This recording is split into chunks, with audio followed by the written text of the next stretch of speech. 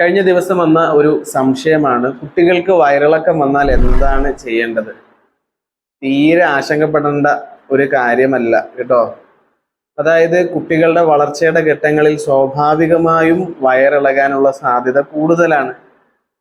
അപ്പോൾ ആ വളർച്ചയുടെ ഭാഗമാണെന്ന് മനസ്സിലാക്കുക. അപ്പോൾ കുഞ്ഞിന് ഒരുപാട് ആഹാരം കൊടുക്കലൊന്നും പരിഹാരമല്ല. ഇന്ന് ഡീഹൈഡ്രേഷൻ എന്ന പേരിൽ വല്ലാതെ ആശങ്കപ്പെടുകയാണ്. എന്തിനാണ് ഇങ്ങനെ പേടിക്കുന്നത്? തീരെ പേടിക്കണ്ട. ഡീഹൈഡ്രേഷൻ സംഭവിച്ച് നമ്മളൊക്കെ മരിച്ചു പോകും എന്നാണോ നിങ്ങളുടെ ഭയം? ഒരിക്കലുമില്ല. സമയമായാൽ മാത്രമേ മരിക്കുള്ളൂ. ആ അസുഖങ്ങൾ അല്ലെങ്കിൽ ജീവിത കാലയളവിൽ നമുക്കുണ്ടാകുന്ന എല്ലാ അസുഖങ്ങളും മാറുന്നത് തന്നെയാണ്. മാറാത്ത രോഗങ്ങളില്ല. എല്ലാ അസ്വസ്ഥതകളും മാറും. ഇതുപോലെ കുഞ്ഞുങ്ങൾക്കുണ്ടാകുന്ന വയറിളക്കമായാലും പനിയായാലും ഛർദിലായാലും ഒക്കെ അത് ഒരു എലിമിനേഷൻ ആണ്, അഥവാ ശരീരത്തിലുള്ള മാലിന്യ നിർമ്മാർജ്ജന പ്രോസസ്സ് മാത്രമാണ്, അഥവാ ആ ശരീരത്തെ ക്ലീൻ ചെയ്യുന്ന അവസ്ഥകളാണ്. ഈ സമയത്ത് ചില കാര്യങ്ങൾ ശ്രദ്ധിക്കണം. ഒന്ന്, അവർക്ക് വിശപ്പില്ലാതെ വല്ലാതെ ആഹാരം കൊടുക്കരുത്.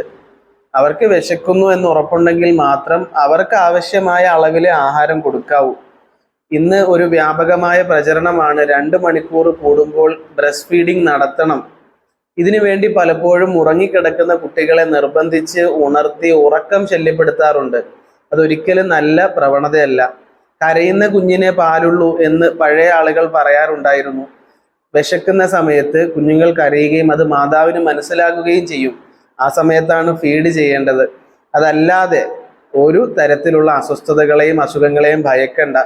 പക്ഷെ ഇന്നൊരു തെറ്റായ പ്രവണതയുണ്ട്.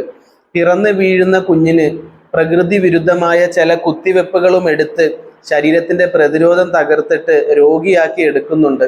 അത്തരം കാര്യങ്ങൾ നിങ്ങൾ പ്രത്യേകം ശ്രദ്ധിക്കണം. പ്രകൃതിപരമായി കുഞ്ഞുങ്ങൾ വളർന്നു വരട്ടെ, പ്രകൃതിപരമായി ജീവിക്കട്ടെ. എല്ലാവർക്കും നല്ല ദിനം ആശംസിക്കുന്നു.